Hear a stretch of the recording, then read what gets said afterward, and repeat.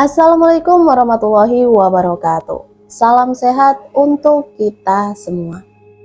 Semoga kita semua selalu mendapat lindungan Allah Subhanahu wa taala ya. Diberikan nikmat sehat walafiat serta dimudahkan segala urusannya. Amin ya robbal alamin. Kesempatan kali ini Mimin akan membagikan satu cerita misteri. Seperti apa ceritanya? Mari kita mulai.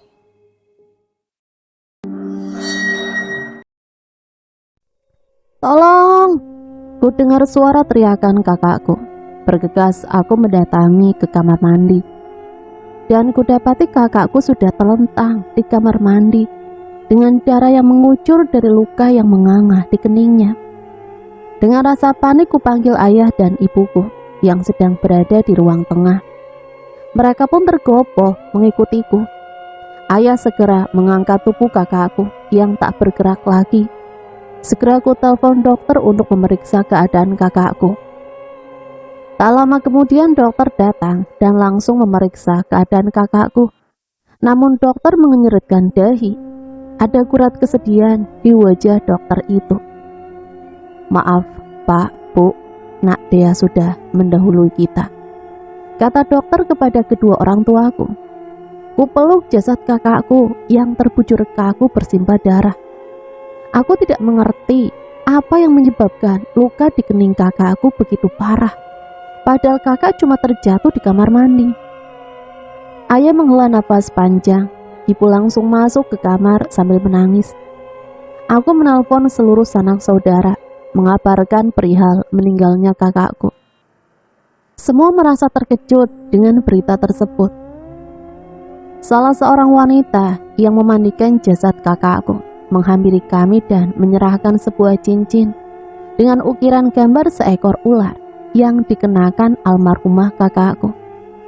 Ibu terperanjat melihat cincin tersebut. Selesai dimandikan, jasad kakakku disolatkan dan langsung dibawa menuju kuburan yang sudah dipersiapkan oleh para tetangga. Ayahku membeli mobil baru. Beliau begitu bangga memamerkan mobil barunya pada warga di sekitar tempat tinggal kami. Padahal baru 1 minggu, kakak dia meninggal dunia. Malam ini hatiku merasa gelisah. Sudah ku coba untuk memejamkan mata, tapi entah kenapa rasanya sulit. Sesaat aku celingak-celinguk mendapati diriku di sebuah ruangan yang sangat megah. Begitu juga penampilan mereka yang memukau. Kulihat kakakku ada di ruang itu, namun dengan keadaan yang mengenaskan. Tubuhnya diseret-seret oleh sesosok makhluk yang berwujud ular berkepala manusia. Tolong aku Dimas, teriak kakakku. Saat aku hendak mengejarnya, aku dihadang oleh 2 sosok yang lain. Wujud mereka sama, ular berkepala manusia. Aku meronta-ronta, berusaha melepaskan diri dari lilitan ekor mereka. Begitu kuat dan aku tak bisa melepaskan diriku dari cengkraman mereka. Dimas, bangun nak, ini ibu. Kamu mimpi buruk ya? Bangunlah nak. Aku terkejut saat membuka mata. Ternyata aku sedang berada di kamarku sendiri. Jadi ternyata aku tadi cuma bermimpi, tapi mimpi yang terasa sangat nyata. Kamu kenapa nak? Dari kemarin mengurung diri dalam kamar terus. Kalau kamu gak makan, nanti kamu sakit. Ibu tahu kamu kehilangan kakakmu. Begitu juga ibu. Tapi kita tak boleh terlalu larut dalam kesedihan, ujar ibu sambil membelai kepalaku. Aku diam, tak ingin menjawab perkataan ibu. Aku memang sangat kehilangan kakakku, karena sebelumnya kami memang sangat dekat. Dan kepergiannya sangat membuatku terpukul. Aku masih punya 3 orang adik, dari ibu yang sama, tapi lain ayah. Karena waktu itu menikah dengan ayah, ibuku adalah seorang janda yang membawa 2 orang anak, yaitu aku dan Kak Dea. Meski ayahku adalah ayah tiri, tapi beliau sangat menyayangi kami dari kecil. Tak pernah ayah membeda-bedakan perlakuannya terhadap kami dengan adik-adikku. Anganku melayang mengingat keadaan ekonomi keluargaku beberapa waktu yang lalu. Ayah tiriku hanya buruh pabrik batu bara yang tak seberapa. Penghasilan kadang tak bisa untuk mencukupi kebutuhan kami. Kami sering menderita kelaparan. Bahkan aku terkadang terpaksa memulung untuk membantu ayah mencari makan untuk adik-adikku. Suatu hari ayah pergi entah kemana tanpa pamit. Sebulan kemudian ayah datang dan membawa banyak uang. Saat ayah pergi terjadi kecelakaan dengan adik bungsuku. Adikku meninggal sesaat setelah dipatok ular di belakang rumah kami saat sedang asik bermain. Anehnya, saat ayah mengetahuinya, tak ada sedikit pun raut kesedihan di wajahnya.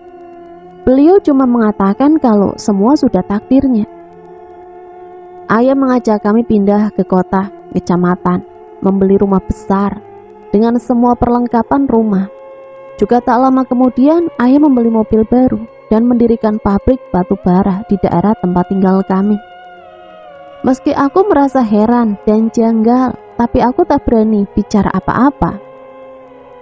Perusahaan ayah mengalami kemajuan yang sangat pesat. Ayah juga membuka toko bahan bangunan di pasar. Ayahku orang yang sangat dermawan. Saat pegawai di toko meninggal akibat kena gigitan ular di toko, ayah memberikan bantuan yang banyak kepada mereka. Bahkan sampai sekarang, sekolah anaknya, ayah yang membiayainya. Kak Dea tumbuh menjadi gadis yang sangat cantik. Ayah sangat menyayanginya.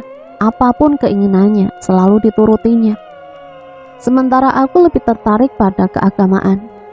Dari kecil aku selalu belajar mengaji secara diam-diam pada Ustadz Soleh. Karena dulu pernah ketahuan kalau aku belajar mengaji, ayah sangat marah pada aku. Meski dimarahi, aku tetap mendatangi guru ngajiku. Bahkan sampai saat ini, aku sudah berkali-kali khatam Quran. Pulang sekolah, aku selalu mampir ke pondok tempat Ustadz Soleh mengajar murid-muridnya. Aku tak pernah melihat ayah dan ibuku beribadah. Waktu mereka hanya digunakan untuk mengumpulkan uang dan uang.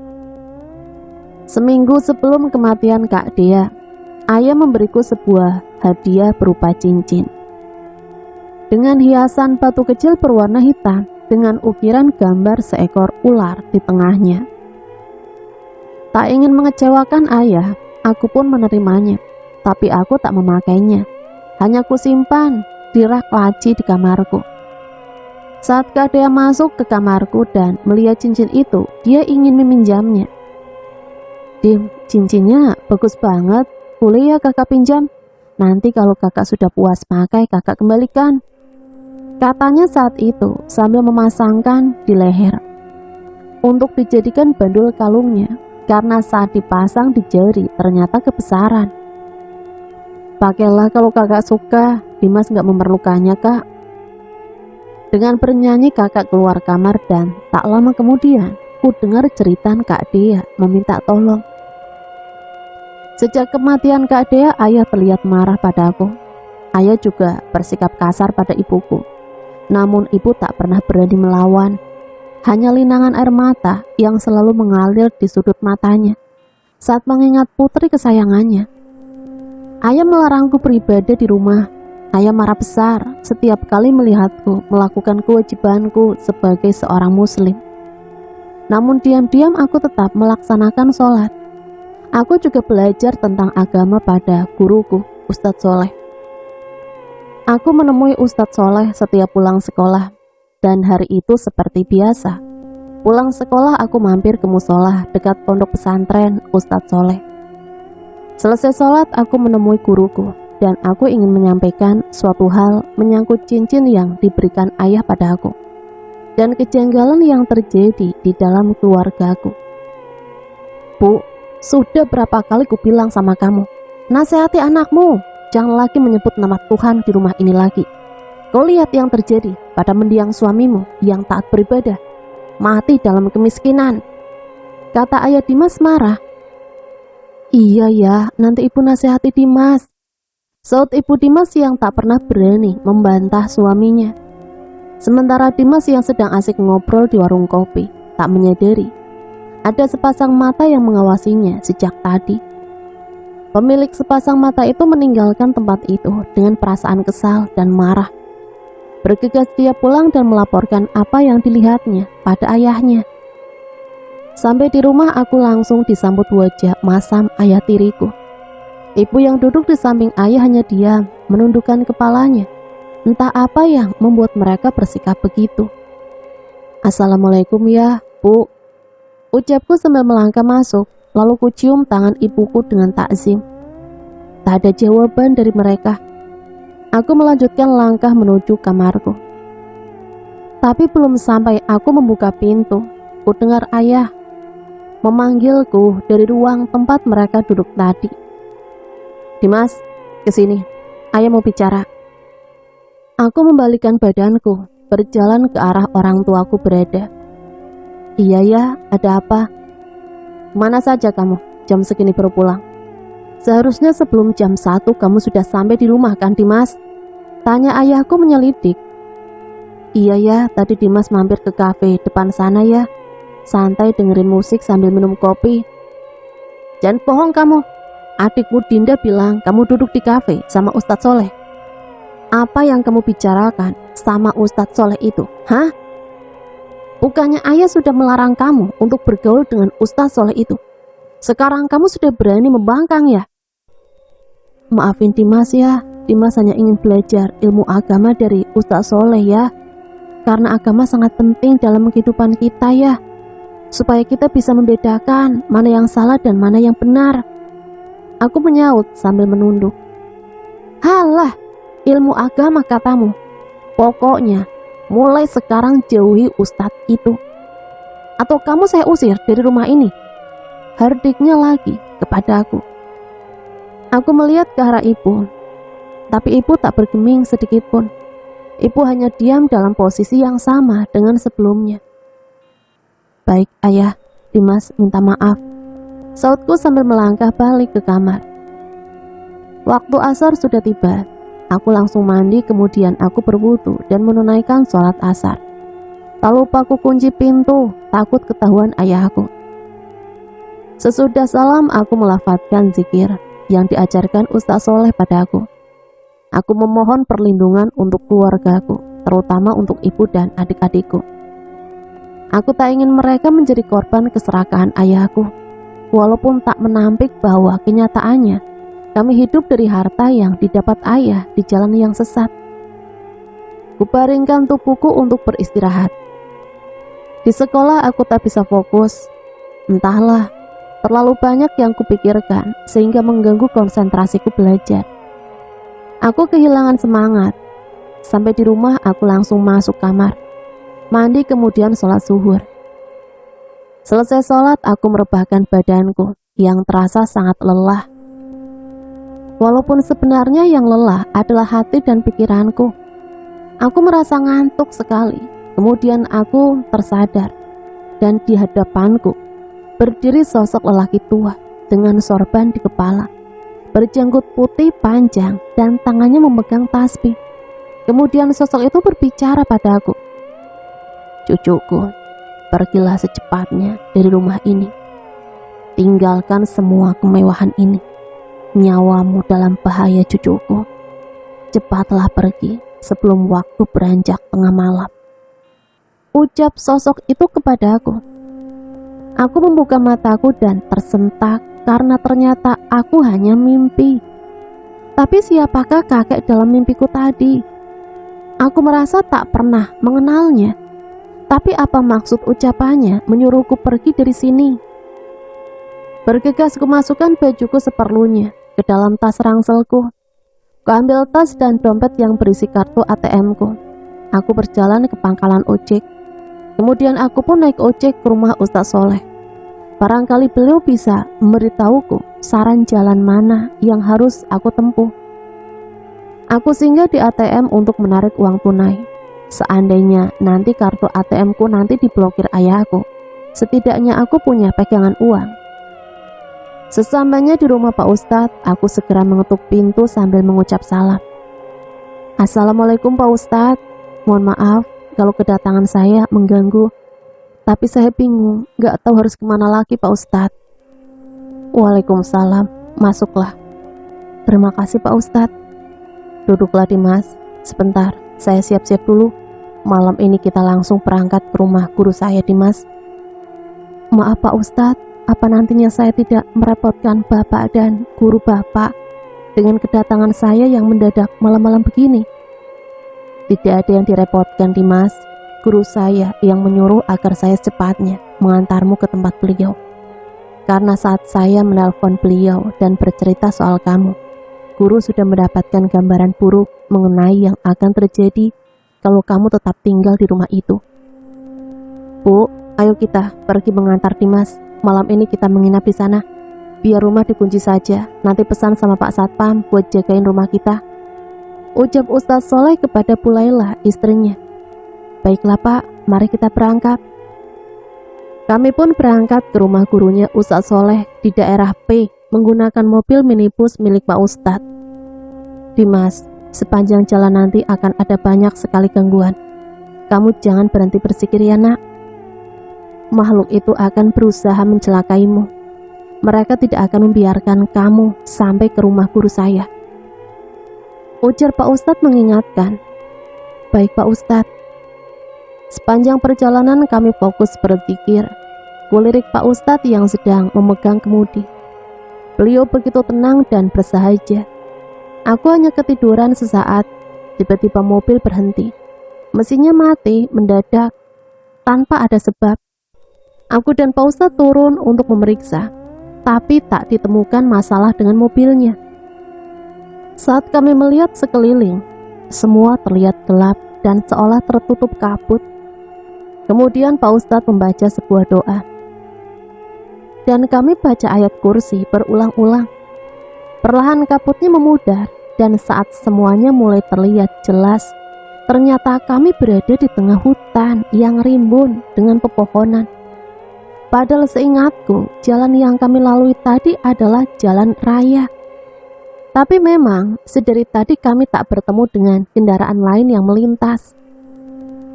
Dari arah depan kulihat ada sosok perempuan tua yang mendekat ke arah kami.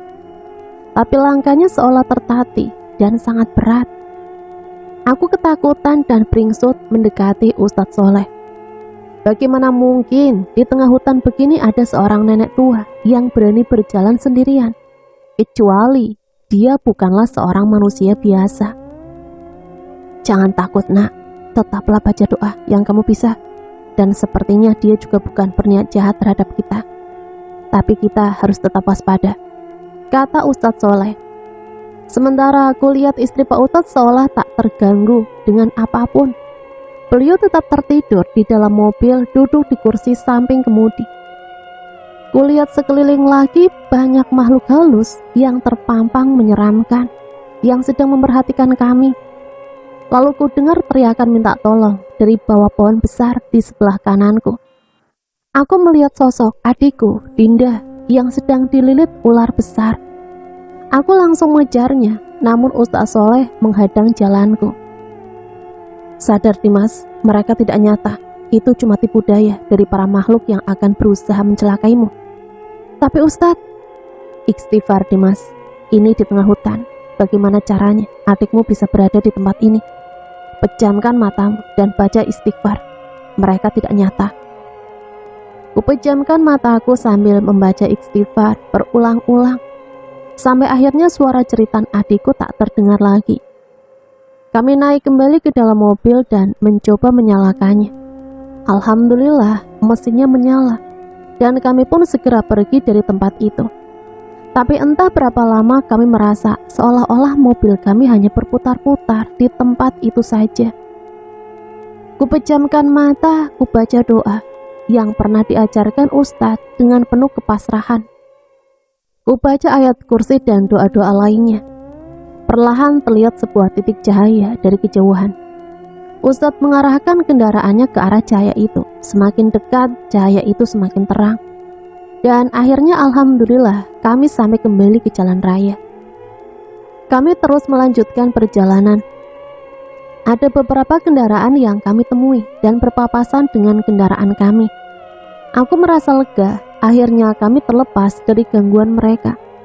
Tapi kami harus tetap waspada dan tak boleh lengah lagi. Menjelang dini hari kami sampai di desa tempat tinggal guru Ustaz Soleh. Ketika memasuki gerbang desa, aku merasakan ada seseorang yang sedang memperhatikanku. Dan benar saja, ketika ekor mataku melirik ke tempat duduk di sebelah kiriku, tiba-tiba ada seekor ular besar berwarna hitam yang sudah menegakkan kepalanya dan siap untuk menyerangku. Astagfirullahaladzim. Refleksku ayunkan tas kecil yang terletak di pangkuanku, dan ular itu pun menghilang entah kemana. Entah itu nyata atau memang halusinasiku saja, akibat ketegangan yang kualami selama di perjalanan. Kami memasuki pekarangan rumah yang sangat luas. Pekarangan berpagar bambu yang ditata dengan rapi. Bangunan besar yang terbuat dari kayu jati dan di sampingnya berdiri surau yang di dalamnya terdengar beberapa orang santri sedang melantunkan ayat-ayat suci Al-Quran. Salah seorang santri datang tersenyum menyambut kami. Kami turun dari mobil dan santri itu mempersilahkan kami masuk. Silakan masuk Pak, Bu, Mas. Pak Kiai sudah dari tadi menunggu kedatangan kalian. Beliau berpesan kalau kalian sudah sampai disuruh langsung masuk aja ke dalam. Katanya sambil menunjuk ke arah pintu rumah besar itu. Sampai di dalam kami disambut oleh seorang kiai yang sudah cukup tua, dengan berjenggot putih dan bersorban putih juga. Sesaat aku tertegun menatapnya. Sepertinya aku pernah bertemu dengan beliau, tapi di mana? Akhirnya aku ingat sosok ini yang mendatangiku dalam mimpi dan menyuruhku keluar dari rumah orang tuaku. Dimas, kenapa melamun? Beliau inilah guru saya, pemimpin pondok pesantren ini. Dan nanti kamu akan tinggal di sini dan menjadi murid beliau, kata Pak Ustadz menjelaskan. Kami harus kembali ke kota malam ini juga, agar tidak menimbulkan kecurigaan ayahmu, dan rencana kita bisa berjalan dengan baik. Nanti kalau sudah waktunya kita akan bersama-sama menghentikan perbuatan musyrik ayahmu, supaya tak lagi mengorbankan nyawa orang lain demi nafsu serakahnya akan harta. Baik Ustadz, terima kasih atas semua bantuan Ustadz sama saya. Hanya Allah yang bisa membalas semuanya, ucapku sambil memeluk Pak Ustadz. Sementara itu di rumah keluarga Dimas, ayah dan ibu Dimas sedang bertengkar karena Dimas pergi dari rumah dan sampai menjelang pagi belum pulang.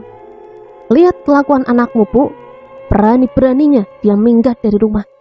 Dasar anak tak tahu terima kasih. Dari kecil dirawat dengan susah payah, sudah besar berani membangkang sama orang tua, meninggalkan rumah tanpa pamit. Kan bapak juga yang mengancam Dimas kemarin, kalau tidak mau menurut bapak akan diusir Dimas dari rumah ini kan. Sekarang dia sudah pergi sendiri tanpa diusir, jadi kenapa bapak pusing? Biarkan sajalah dia memilih jalan hidupnya sendiri. Lagian kan sekarang dia sudah besar, sudah bisa mengurus dirinya sendiri, Pak, saut ibunya Dimas. Sebenarnya bukan keselamatan Dimas yang dikhawatirkan ayahnya, tapi justru kepergian Dimas yang akan menjadi ancaman bagi keluarga mereka. Karena tumbal yang seharusnya dia serahkan adalah anak laki-laki, seperti yang dijanjikan kepada makhluk siluman Ratu Ular betina yang dipujanya itu. Tapi malah dia, kakaknya, yang memakai cincin yang sudah diberikan kepada Dimas sebagai tanda persembahannya. Dan saat sang Ratu Ular mengambil tumbalnya, menjadi marah karena tak sesuai dengan janjinya bahwa dia akan menumbalkan anak lelakinya, yang sejatinya Ratu Siluman itu berniat menjadikan Dimas sebagai pejantanya. Untuk saat ini sang ratu masih berbaik hati memaafkan Tejo, ayah tiri Dimas, tapi dia tetap menagih janjinya. Sang ratu hanya memberikannya waktu sampai purnama mendatang, dan kalau sampai Tejo gagal menepati janjinya, maka nyawanya lah yang akan menjadi gantinya. Bahkan mungkin lebih buruk lagi, seluruh keluarganya akan menjadi korban kemarahan makhluk yang dipujanya tersebut. Tejo mondar-mandir sepanjang malam, memikirkan bagaimana caranya agar Dimas mau kembali ke rumah. Istrinya yang mengkhawatirkan keselamatan anaknya hanya bisa menangis. menyesali ketidakberdayaannya. Awalnya Bu Nirmala, ibunya Dimas, tidak tahu kalau kekayaan yang diperoleh suaminya adalah hasil dari persekutuannya dengan makhluk halus. Bu Nirmala hanya tahu kalau suaminya itu pulang ke kampung halamannya 8 tahun yang lalu untuk mengurus warisan keluarganya. Jadi sewaktu suaminya pulang dan membawa banyak uang, Bu Nirmala tak pernah merasa curiga pada suaminya. Ibu Dimas baru mengetahui kalau suaminya bersekutu dengan iblis untuk mendapatkan kekayaan. Setelah suatu malam tanpa sengaja melihat kamar yang selama ini selalu terkunci dan siapapun dilarang mendekatinya, terbuka. Bu Nirmala melihat suaminya sedang bergumul dengan wanita setengah ular. Dan sejak saat itu, Ibu Dimas jadi selalu ketakutan pada suaminya. Namun beliau sama sekali tidak bisa berbuat apa-apa. Sudah seminggu Dimas tak pulang ke rumahnya. Bu Nirmala yang merasa cemas pergi menemui Ustadz Soleh secara diam-diam, tanpa sepengetahuan suaminya. Setelah sampai di depan rumah Ustadz Soleh, Bu Nirmala mengetuk pintu rumah Ustadz Soleh. Assalamualaikum. Waalaikumsalam. Bu Nirmala, silakan masuk Bu. Saud Bu Ustadz mempersilahkan Bu Nirmala masuk. Terima kasih, saya ada perlu sama Pak Ustadz. Pak Ustadznya ada? Oh ada, silakan duduk, saya panggilkan beliau dulu. Terima kasih Bu. Bu Ustadz masuk ke dalam memanggil Ustadz Soleh yang sedang istirahat di dalam kamarnya. Di tangannya melingkar seuntai tasbih yang selalu dibawa kemana-mana.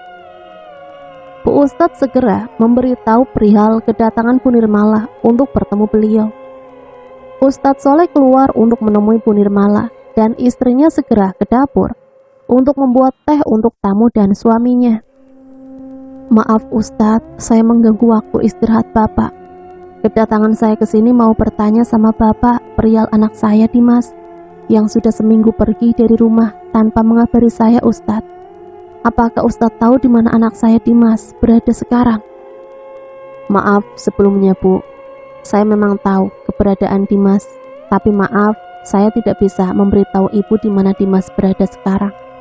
Semuanya demi keselamatan anak Ibu. Saya mengerti Ustadz, tolong saya titip anak saya. Seandainya terjadi apa-apa dengan saya di kemudian hari, tolong Ustadz lindungi Dimas Ustadz.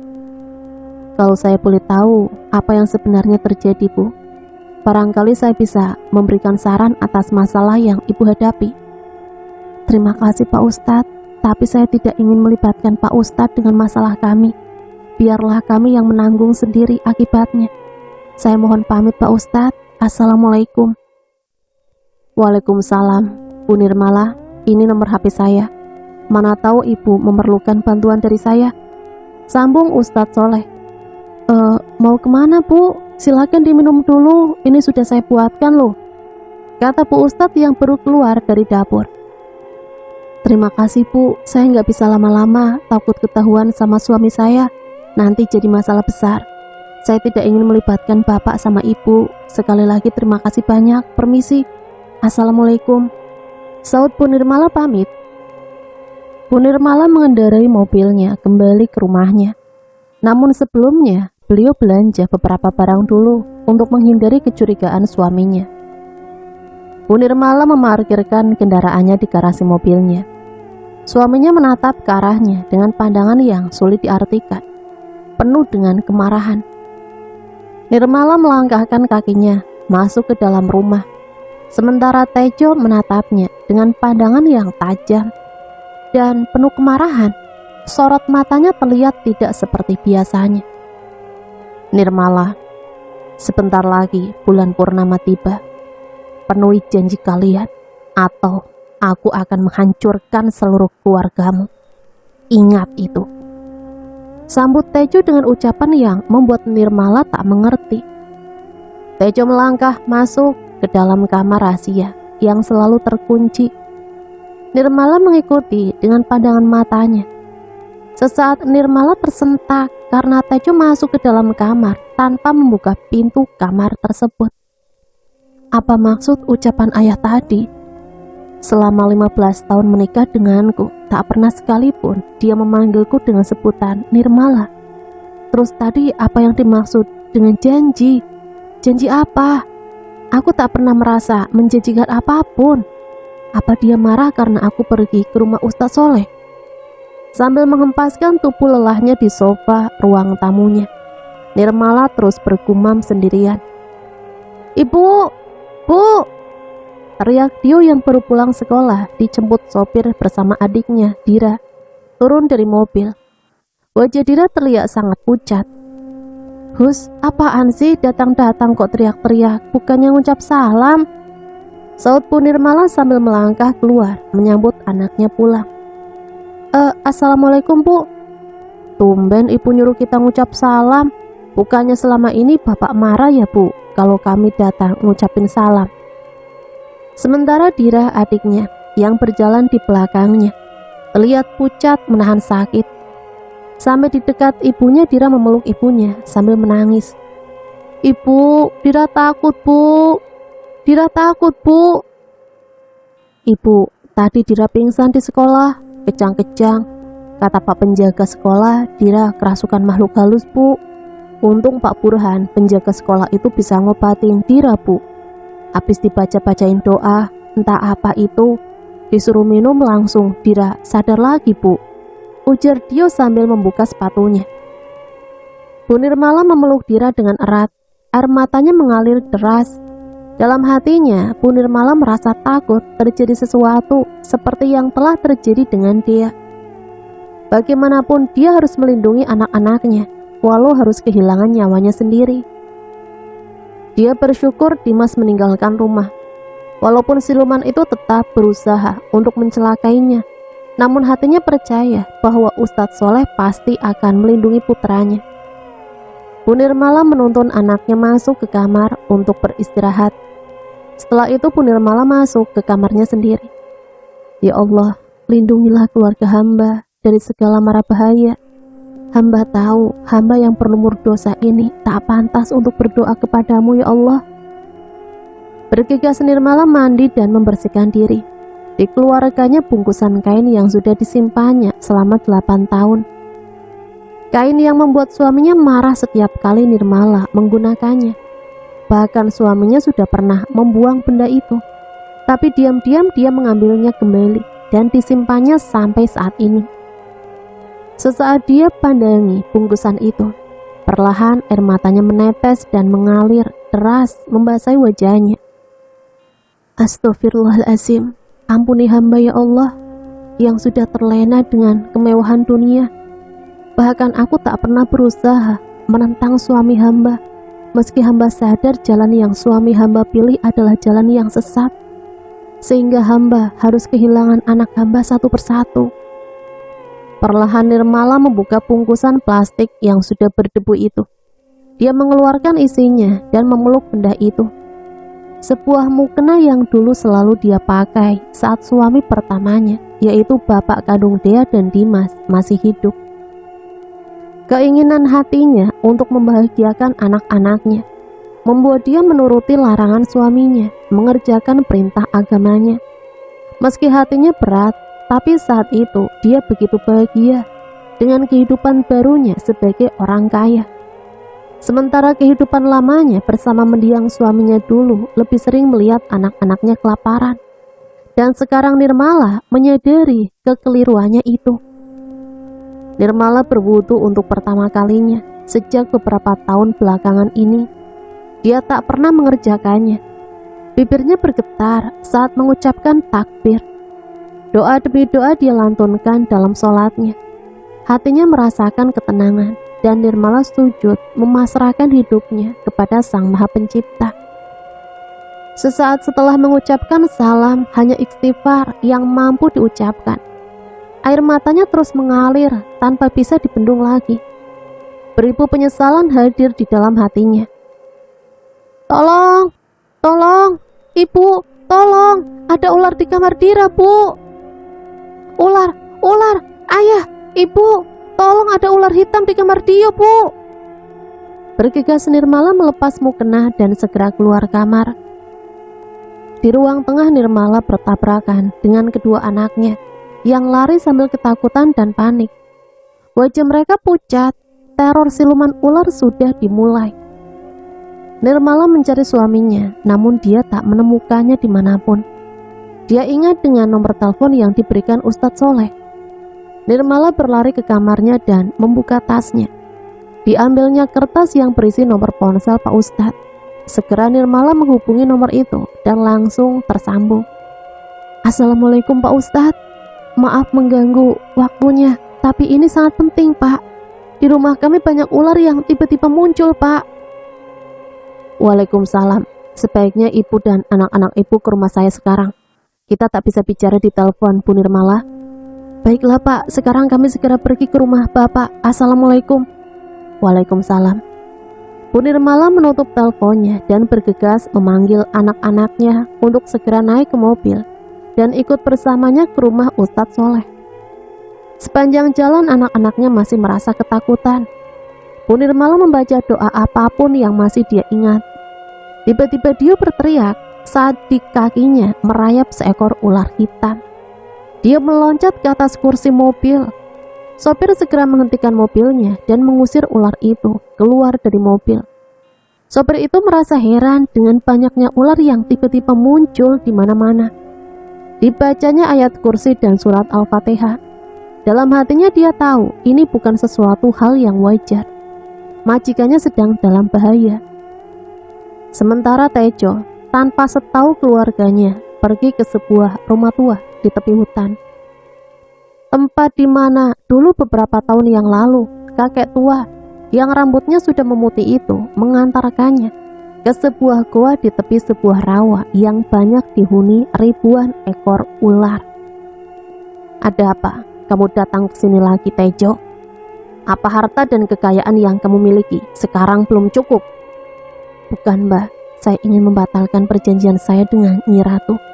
Saya tidak mau keluarga saya yang lain menjadi korban karena tumbal anak lelaki yang saya janjikan kabur dari rumah, dan sampai saat ini saya tidak mengetahui keberadaannya.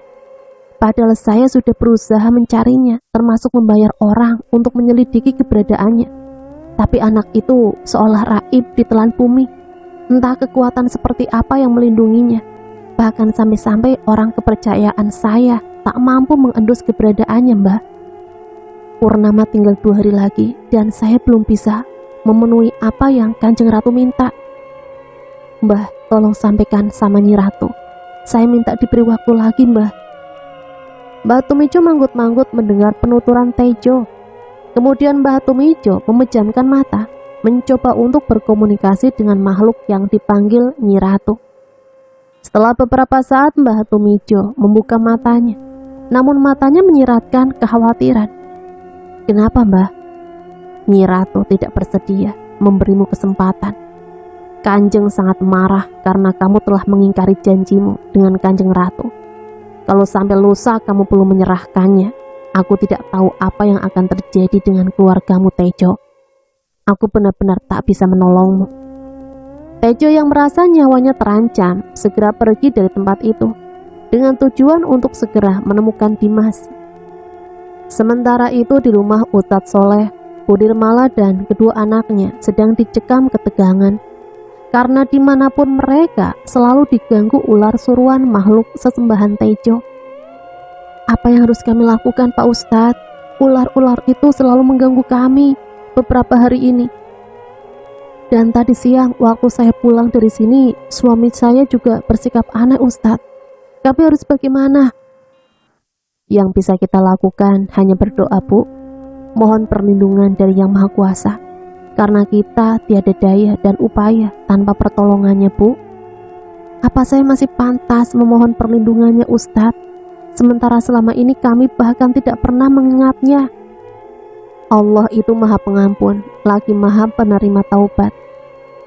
Yakinlah dengan pertolongannya, asal ibu sungguh-sungguh, dan jangan mengulangi perbuatan yang dimurkainya lagi, Bu Nirmala. Oh ya, Dimas pernah cerita mengenai cincin bergambar ular yang dipakai almarhumah Dea sewaktu terjadi musibah itu. Apakah ibu menyimpan cincin tersebut, Bu? Ada di lemari penyimpanan, Ustadz. suami saya yang menyimpannya di sana. Ada apa dengan cincin itu, Pak Ustadz? Apa ibu tidak tahu kalau cincin itu adalah penanda bagi makhluk itu untuk mengambil para korbannya? Apa ibu juga tidak tahu kalau bapak sengaja mau menumbalkan Dimas, tetapi tak diduga cincin yang dihadiahkan suami ibu untuk Dimas malah dia yang memakainya. Barang laknat itu harus dimusnahkan, Bu, supaya bisa menyelamatkan keluarga Bu Nirmala. Saya benar-benar nggak tahu, Ustadz. Baiklah, saya akan mengambilnya dan nanti saya serahkan sama Ustadz. Saya permisi dulu, Pak. Titip kedua anak saya. Assalamualaikum. Sesampainya di rumah, Bu Nirmala segera menuju kamarnya. Saat membuka pintu lemari, Bu Nirmala melihat sosok yang mirip suaminya sedang berdiri di depan pintu kamar dengan mata merah dan mendelik ke arah Bu Nirmala. Nirmala yang tidak tahu kalau suaminya sedang pergi jauh mengira kalau sosok yang ada di hadapannya adalah suaminya, Pak Tejo. Apa yang akan kamu ambil, Nirmala? Kembalikan barang itu ke tempatnya. Cepat kembalikan. Tidak ya, maafkan ibu, tapi ibu harus menyerahkan barang ini kepada seseorang untuk dimusnahkan agar keluarga kita tak menjadi korban lagi. Makhluk mirip Tejo itu mendekati Bu Nirmala dan langsung mencekik leher Bu Nirmala. Bu Nirmala berusaha sekuat tenaga melepaskan diri dari cekikan suaminya. Namun tenaga Nirmala tak mampu untuk melepaskan diri dari cengkraman makhluk itu. Setelah mencekik Bu Nirmala, makhluk itu kemudian melempar tubuh Bu Nirmala yang sudah tak berdaya hingga membentur dinding. Darah keluar dari mulut dan hidungnya. Nirmala pingsan, tak sadarkan diri. Tapi sebelum itu, dia sempat menyerahkan cincin itu kepada pembantu rumahnya dan menyuruhnya lari dari rumah itu menemui Ustadz Soleh. Tejo mengendarai mobilnya sambil melamun, memikirkan cara untuk menemukan Dimas dan menyerahkan pada Nyi Ratu. Karena tidak fokus menyetir, akhirnya mobil yang dikendarainya menabrak bahu jalan.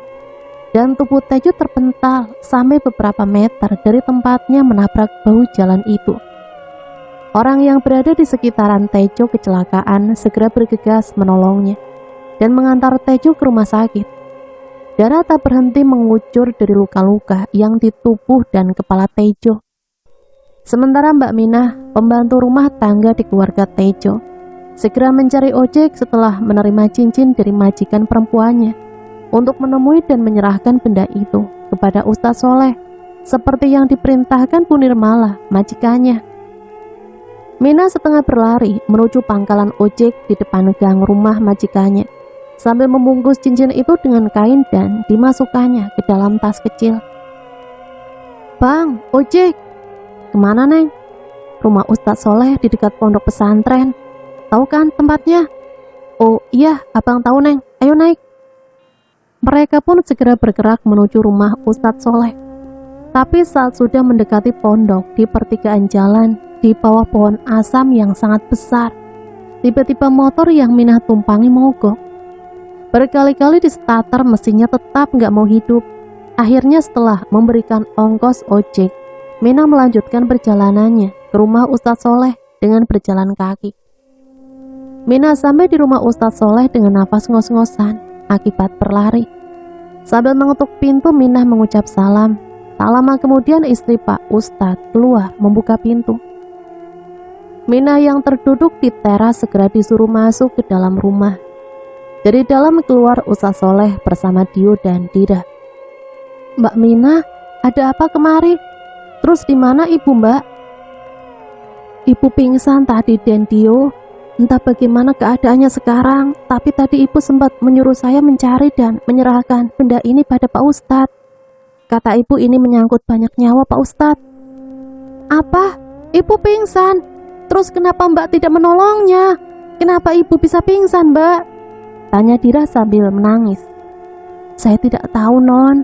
Tadi ibu dipukul sama bapak, tapi bapak kelihatan aneh, nggak seperti biasanya, Non. Aneh gimana, Mbak? Ustadz, tolong ibu saya nggak mau ibu celaka. Ustadz Soleh terdengar menelpon seseorang. Pembicaraan mereka terdengar sangat serius. Kemudian beliau memanggil Dio dan Dira. Dio, ini Dimas mau bicara sama kamu. Halo Mas Dimas, ini Dio Mas. Tolong cepatlah pulang, tolong kami Mas. Iya Dek, Mas segera pulang. Sebentar lagi kami bersama Ustadz dan murid-muridnya segera berangkat Dek. Ustadz Soleh segera mengambil kunci mobil dan mengajak Minah kembali ke rumah Pak Tejo untuk menolong Bu Nirmala. Umi, tolong jaga mereka berdua. Abi mau berusaha menolong Bu Nirmala. Pesan Ustadz Soleh pada istrinya. Baik Bi, hati-hati, Umi bantu dengan doa. Ustadz Soleh melaju dengan mobilnya menuju ke rumah keluarga Tejo. Beliau merasa khawatir dengan keselamatan Bu Nirmala yang sedang menghadapi kekuatan gaib. Tak lama kemudian mobil Ustadz Soleh sudah sampai di halaman rumah Tejo. Mereka segera berlari ke dalam rumah dan mendapati Bu Nirmala yang terbaring tak sadarkan diri. Astagfirullahalazim, menjauhlah dari situ Mbak Minah. Yang berada di depanmu bukan Pak Tejo, tapi makhluk laknat yang menyerupai Pak Tejo. Minah yang hendak melangkah mendekati Tejo palsu mundur ketakutan. Baca doa apapun yang kamu bisa Mbak, saya akan berusaha mengusirnya. Dia hanya makhluk suruhan yang ditugaskan untuk mengganggu kalian. Sebaiknya kamu tolong Bu Nirmala, ambilkan apa saja yang bisa membuatnya tersadar. Pak, tolong antar Bu Nirmala ke rumah sakit, biar lukanya cepat diobati. Kalau bisa hubungi ponsel Pak Tejo, kabarkan keadaan istrinya sekarang. Suruh Ustadz Soleh pada sopir keluarga Tejo. Baik Ustadz, saya permisi. Sopir itu pun segera mengangkat tubuh Bu Nirmala ke dalam mobil dibantu Minah. Pergilah makhluk laknat, jangan kau ganggu lagi keluarga ini, atau aku akan menghanguskanmu, kata Ustadz kepada makhluk yang berada di hadapannya. Jangan ikut campur urusanku dengan mereka. Mereka yang harus membayar apa yang sudah mereka janjikan. Tak ada seorang pun yang bisa menolong mereka. Inilah konsekuensi yang harus mereka bayar bagi orang yang sudah mengingkari janjinya kepada ratuku. Ustadz terus membaca doa dan melemparkan tasbihnya ke arah makhluk itu. Sesaat tercium bau hangus dan akhirnya makhluk itu pun menghilang. Setelah menyuruh Minah mengunci pintu, mereka kembali ke rumah Pak Ustadz. Karena Dimas dan gurunya sedang dalam perjalanan, mereka berniat untuk menghancurkan cincin itu. Karena di dalam batu cincin itulah makhluk gaib yang terkuat di antara mereka berada. Dengan hancurnya batu cincin itu, maka rantai ikatan perjanjian Tejo dengan mereka bisa dihancurkan. Namun itu bukanlah hal yang mudah bagi Ustadz Soleh untuk menghadapinya sendirian. Tejo sudah masuk ruang ICU untuk mendapat perawatan. Meski tak ada seorang pun yang dapat dihubungi, namun pihak rumah sakit dengan cepat menanganinya. Karena di antara para penolongnya ada seorang pemuda yang menanggung jauh lebih biaya perawatan Pak Tejo. Tentunya karena pemuda itu menemukan dompet yang berisi kartu ATM Pak Tejo. Karena sebetulnya pemuda itu sendiri cuma seorang buruh pabrik yang kebetulan lewat di tempat Pak Tejo mengalami kecelakaan. Namun meski pemuda itu hanya seorang buruh pabrik, tapi dia memiliki penglihatan yang jarang dimiliki orang biasa. Saat pemuda itu menunggui Tejo di ruangannya, dia melihat sekelebat bayangan ular besar yang merayap dengan cepat mendatangi ruangan tempat Tejo dirawat. Pemuda itu dengan sigap mengejarnya dan berhasil mengusirnya dengan menaburkan garam yang selalu dibawanya kemana-mana. Bu Nirmala yang baru sampai langsung dibawa ke ruang IGD dengan 2 orang perawat. Dokter pun menangani luka yang diderita Bu Nirmala dengan cepat. Kondisinya sangat parah akibat kepalanya terbentur dinding dengan keras saat makhluk yang menyerupai Pak Tejo menghempaskannya ke dinding. Namun setelah beberapa saat Bu Nirmala ditangani dokter, akhirnya Bu Nirmala menghembuskan nafasnya yang terakhir akibat luka dalam yang dideritanya. Dan juga lambatnya pertolongan yang diterimanya saat terjadinya insiden itu. Sopir keluarga Tejo segera menghubungi Ustadz Soleh dan mengabarkan perihal meninggalnya Bu Nirmala. Ustadz Soleh merasa sedih karena terlambat memberi pertolongan. Beliau segera memberitahu anak-anak Bu Nirmala, yaitu Dio dan Dira, yang sekarang sedang berada di rumahnya. Begitu juga Dimas yang sedang dalam perjalanan segera diteleponnya. Innalillahi wa inna ilaihi raji'un. Innalillahi wa inna ilaihi raji'un. Semua sudah kehendak Allah. Semoga kalian diberi ketabahan ya nak. Tak ada manusia yang bisa mencegah apabila Allah sudah berkehendak. Tetap sabar dan tawakal. Perbanyak kirim doa untuk orang tuamu, ujar Ustaz Soleh kepada Dio dan Dira.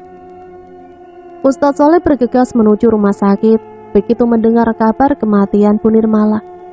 Tak ingin berlama-lama, beliau segera mengurus administrasinya dan membawa jenazah Bu Nirmala untuk segera disolatkan. Jasad Bu Nirmala langsung dibawa ke pondok pesantren Ustadz Soleh, karena untuk dibawa ke rumah mereka bisa membahayakan anak-anaknya. Dimas dan rombongan Kiai Hamzah sudah datang dan segera mengurus jenazah Bu Nirmala. Anak-anaknya menangis meratapi kepergian ibunya. Jasad Bu Nirmala langsung dikuburkan di kebun belakang pesantren dan tidak menunggu kedatangan Pak Tejo yang sampai saat ini tak ada kabarnya. Selesai penguburan langsung diadakan pengajian, membaca surat Yasin bersama untuk disedekahkan kepada almarhumah. Para santri berkumpul untuk melakukan doa bersama. Saat Dimas duduk terpekur mengingat semua kejadian beruntun yang menimpa keluarganya, Dimas melihat seorang wanita berbaju putih sedang menangis di bawah pohon beringin depan pondok pesantren. Kepalanya menunduk, hanya isak tangisnya yang terdengar memilukan. Dimas mendekati wanita itu dan memanggilnya. Wanita itu mengangkat kepalanya. Terlihat bola matanya yang putih serta darah yang terus-menerus keluar dari mulut dan kepalanya. Sesaat Dimas tertegun saat melihat wajah wanita itu. Ibu? Tidak mungkin, ibu sudah meninggal. Arwahnya sudah tenang di alam sana. Itu hanya makhluk yang menyerupai ibuku, ujar Dimas sendirian. Tak mau terpengaruh dengan iblis yang menyerupai ibunya, Dimas segera membaca ayat-ayat Al-Quran yang dipelajarinya dari kedua gurunya. Tak lama kemudian sosok wanita itu memudar dan menjadi asap tipis dan kemudian menghilang. Sementara di ruangan rumah sakit, tubuh Tejo terbujur di salah satu ruangan itu. Hanya ada seorang pemuda yang selalu setia menemaninya. Pemuda itu terlelap akibat kelelahan. Dia membuka matanya dan mendapati dirinya berada di sebuah rawa di tepi hutan. Di sekelilingnya banyak sekali ular. Pemuda itu terkejut dan beristighfar. Ular-ular itu menatap tajam ke arahnya. Saat dia menoleh ke samping kiri di depan sebuah goa, dia melihat tubuh Pak Tejo yang sedang dililit ular besar. Pemuda itu berteriak memanggil Tejo, dan ular besar itu seketika berhenti melilit Tejo dan mendekati pemuda itu. Apa yang kamu lakukan di sini, anak muda? Kamu jangan ikut campur urusanku. Lebih baik kamu pulang kalau ingin selamat. Tejo harus membayar semua hutang harta dan kemewahan yang sudah dinikmatinya. Karena dia ingkar janji, maka dia dan keluarganya harus membayarnya. Pemuda itu beringsut mundur. Dia sadar apa yang sedang dihadapinya. Ingin sekali dia menolong Pak Tejo, tapi dia sadar ilmunya belum bisa menandingi siluman itu. Setelah membaca surat Al-Fatihah, dia merasa ada yang menolongnya. Akhirnya pemuda itu pun tersadar dari mimpinya. Bagaimana guru, kapan kita melaksanakan niat kita? Kasihan kalau Dimas dan adiknya menjadi korban lagi kalau kita terlambat memusnahkannya, guru. Baiklah, besok malam sesudah maghrib kita berkumpul untuk bermunajat kepada Allah. Kita mohon perlindungannya sebelum kita membakarnya, karena makhluk ini pasti akan sangat marah, dan siapa yang lemah dia yang akan menjadi korbannya. Setelah puas berbincang, mereka pun segera tidur, karena besoknya mereka harus mempersiapkan hati dan juga fisiknya untuk melawan Angkara Murka. Pemuda itu teringat mimpinya yang terasa sangat nyata. Saat dia memandang wajah Pak Tejo, sekilas dia melihat wajah itu seperti kepala ular. Pemuda itu bergidik ngeri. Walaupun dia memiliki penglihatan yang tidak semua orang miliki, namun dia merasa ketakutan juga. Dia membuka handphone milik Pak Tejo. Ternyata dikunci. Saat mendekatkan ponsel itu ke wajah Pak Tejo, kuncinya langsung terbuka. Dibukanya kontak di ponsel itu. Dia memeriksa nama-nama yang tertulis di kontak dan nomor yang bertuliskan anakku Dio. Dia mencoba menekan nomor tersebut dan berhasil tersambung. Dio terkejut saat mendengar nada dering di ponselnya berbunyi. Segera dia berlari mengambil ponselnya dari dalam tas. Dio merasa gembira dan bercampur sedih karena akhirnya ayahnya menghubungi dirinya. Namun dia juga merasa sedih karena harus mengabarkan perihal kematian ibunya. Ponsel itu terus berbunyi, tapi Dio tak berani mengangkatnya. Dengan terpaksa Dio menyerahkan ponselnya itu kepada Dimas. Halo, assalamualaikum ya. Waalaikumsalam, saya bukan pemilik HP ini. Apakah saya sedang bicara dengan keluarga Tejo Sumantri? Oh iya, saya Dimas anaknya. Kalau boleh saya tahu, Anda siapa dan ayah saya di mana? Kenapa ponsel ayah saya bisa di tangan Anda? Maaf sebelumnya Dimas, saya Fadilah yang menolong ayah kamu waktu kecelakaan. Sekarang ayah kamu sedang berada di rumah sakit. Tapi keadaannya tidak baik-baik saja. Ada sesuatu di luar nalar yang sedang terjadi. Astagfirullahaladzim. Baiklah, tolong jaga ayah saya dulu mas. Saya segera ke sana. Tolong share alamat rumah sakitnya ya. Dimas langsung pergi bersama Ustadz Soleh menuju rumah sakit yang alamatnya sudah dikirim oleh pemuda itu. Sesampainya di rumah sakit, Dimas bergegas mencari ruangan tempat ayahnya dirawat. Dimas melihat tubuh ayahnya terbujur kaku. Tak ada tanda-tanda kalau Pak Tejo masih hidup. Satu-satunya yang menandai beliau masih ada adalah alat mesin yang dihubungkan dengan tubuhnya. Maaf mas, saya minta tolong mas jagain ayah saya. Insya Allah nanti saya akan mengganti kerugian, waktu dan tenaga mas Fadil. Kami pamit dulu dan ini uang untuk keperluan mas selama mas menjaga ayah saya. Segera Dimas dan Ustadz Soleh meninggalkan rumah sakit tersebut. Sesudah sholat Asyar, Dimas dan seluruh santri Ustadz Soleh dan Kiai Hamzah sudah berkumpul di aula. Mereka khusyuk berzikir dan membaca Al-Quran. Melihat murid-murid mereka yang begitu rajin, Ustadz Soleh tersenyum. Assalamualaikum. Waalaikumsalam. Saut mereka bersamaan. Sesudah sholat Isya nanti saya bersama Kiai pergi ke rumah Dimas. Saya butuh bantuan Imron, Fajar, dan Rohman untuk ikut bersama kami. Kalian bersedia? Bersedia Ustadz. Pada maghrib Ustadz Soleh, Dimas, dan ketiga murid yang dipilih Ustadz bersiap-siap. Begitu juga Kiai Hamzah dan keempat muridnya. Mereka yang berjumlah 10 orang menuju rumah Dimas beriringan menggunakan 2 buah mobil menuju rumah Dimas. Sebelum pergi, Ustadz Soleh berpesan kepada semua muridnya yang di pesantren untuk bersama-sama berzikir memohon pertolongan Allah untuk keselamatan mereka semua. Sesampainya di rumah Dimas, Mbak Mina dan supir sudah menunggu di depan pintu pagar. Semenjak penghuni rumah Dimas kocar-kacir, memang hanya Mina dan sopir pribadi mereka yang tetap tinggal di rumah itu. Di rumah samping yang terpisah dari rumah utama. Begitu memasuki rumah itu, mereka merasakan hawa dingin yang sangat mencekam dan bau amis yang menyeruak diselingi bau busuk.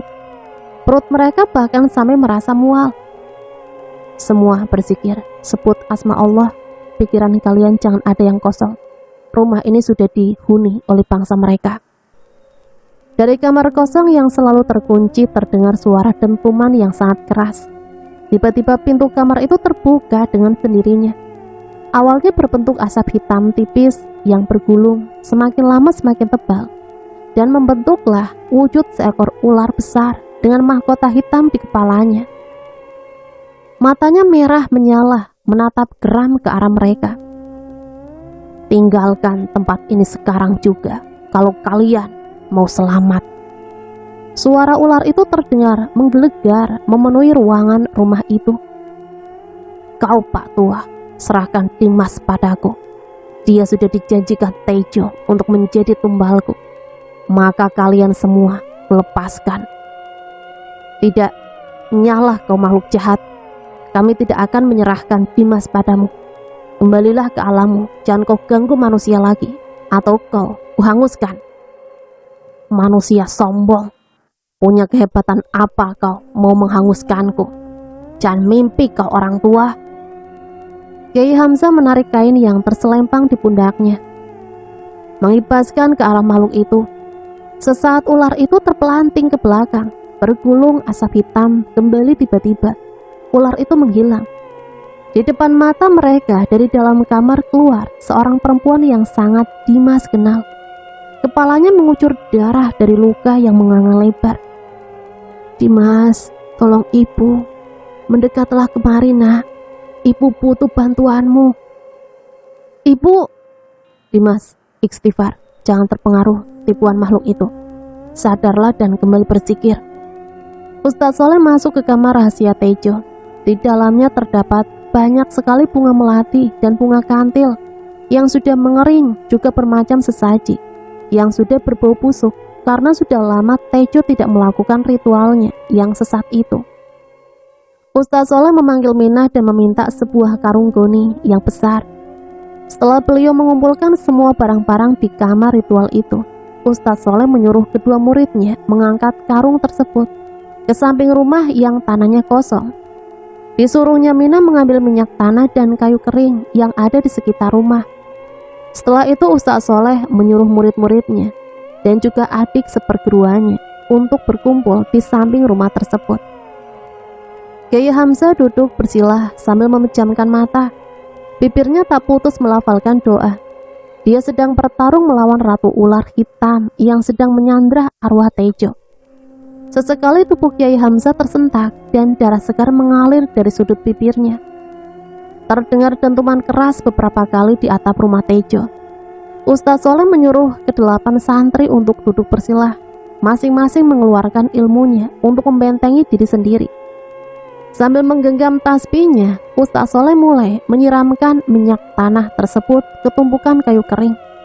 Kemudian satu persatu barang-barang yang berasal dari kamar ritual dibakar. Terakhir Ustadz Soleh menggenggam cincin bertahtakan batu hitam bergambar ular itu. Dirapalkannya beberapa doa, kemudian dengan menyerukan takbir, beliau melemparkan cincin tersebut ke api. Terdengar lolongan panjang dari dalam rumah itu. Sesaat rumah itu dicekam kesunyian. Kiai Hamzah membuka matanya, dadanya terasa sakit, namun beliau merasa lega, semuanya sudah berakhir. Makhluk itu mengakui kekalahannya, dan perjanjian antara Tejo dan siluman itu pun terputus, bersama terbakarnya batu cincin hitam bergambar ular itu. Dan mereka pun kembali ke pondok pesantren yang dikelola Ustadz Soleh. Di rumah sakit Tejo mulai siuman, ingin rasanya membuka matanya, namun kepalanya terasa sangat sakit. Dia berusaha bangkit dari tempat tidurnya, namun seluruh badannya terasa lumpuh. Akhirnya Tejo hanya mampu membuka mata. Saat Tejo menoleh ke arah kiri, dilihatnya seorang pemuda yang tidak dikenalnya sedang khusyuk berdoa di atas sajadah. Setelah pemuda itu selesai dengan doanya, dia segera menghampiri Tejo. "Alhamdulillah, Bapak sudah siuman. Sebentar ya Pak, saya panggilkan dokter."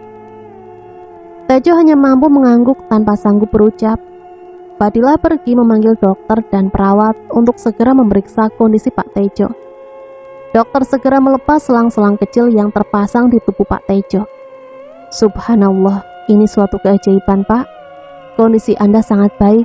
Istirahat beberapa hari saja, insya Allah Anda akan sembuh total." Perawat mendekati Tejo dan menyuntikkan vitamin penambah tenaga. Tiba-tiba ponsel milik Pak Tejo bergetar. Fadilah langsung menerima telepon dari anak buah Tejo yang terdengar sangat panik. "Assalamualaikum Pak, ini Chandra Pak. Maaf, saya mau ngasih tahu kalau toko mebel yang di Jalan Kenanga terbakar Pak." "Astagfirullahaladzim," saut Fadilah sambil menutup teleponnya. "Maaf Pak, ada kabar buruk. Toko mebel Bapak yang ada di Jalan Kenanga kebakaran Pak." Tejo hanya menghela napas panjang. Masih terbayang dalam ingatannya saat berada di alam siluman, dirinya hampir menjadi budak siluman itu. Sampai akhirnya ada sosok orang tua berbaju putih yang menyelamatkannya. Tejo ingat Nirmala, ingat Dimas, Dio dan Dira. Sedangkan Dinda yang sedang berlibur bersama teman-temannya di Bali tak pernah memberi kabar sama sekali. Tejo sadar semua kekayaan yang didapatnya dari hasil dia bersekutu dengan setan Jadi wajar kalau habis terbakar. Fadilah menelpon Dimas dan mengabarkan keadaan ayahnya yang sudah siuman. Semua mengucap syukur atas pertolongan Allah yang begitu besar pada mereka. Keesokan harinya Dimas beserta adik-adiknya mengunjungi Tejo di rumah sakit. Tejo menangis sesegukan dan meminta maaf pada Dimas karena Tejo sudah berniat menjadikannya calon tumbal terakhirnya untuk makhluk yang disembahnya. Dimas memeluk Tejo. Dia sudah memaafkan semuanya sebelum Tejo meminta maaf. Dimas menasehati ayah tirinya agar bertaubat dan kembali ke jalan yang benar. Setelah beberapa hari dirawat, Tejo sudah bisa dibawa pulang. Fadilah pun diajak serta untuk tinggal di rumahnya. Mereka menjalani hidup dengan baik. Fadilah dibiayai untuk melanjutkan kuliahnya. Dimas kembali ke pondok Kiai Hamzah untuk memperdalam ilmunya. Dio dan Dira pun lanjut dengan sekolah mereka. Beberapa usaha Tejo mengalami kebangkrutan, namun dengan semangat perjuangan Tejo bisa membuka usaha yang lainnya. Tentunya sekarang dengan jalan yang diridhoi Allah. Sementara Nirmala dan Dea tetap berada di alam siluman dan menjadi budak mereka sampai akhir zaman nanti. Namun Dimas berjanji dan berusaha akan menyelamatkan jiwa ibu dan kakaknya yang terpenjara di alam siluman, agar kematiannya menjadi kematian yang wajar dan arwahnya kembali ke tempat yang seharusnya. Dan sampai di sini saya pamit undur diri. Mohon maaf apabila banyak salah kata. Sampai berjumpa kembali di cerita-cerita selanjutnya. Matur suwun. Wassalamualaikum warahmatullahi wabarakatuh.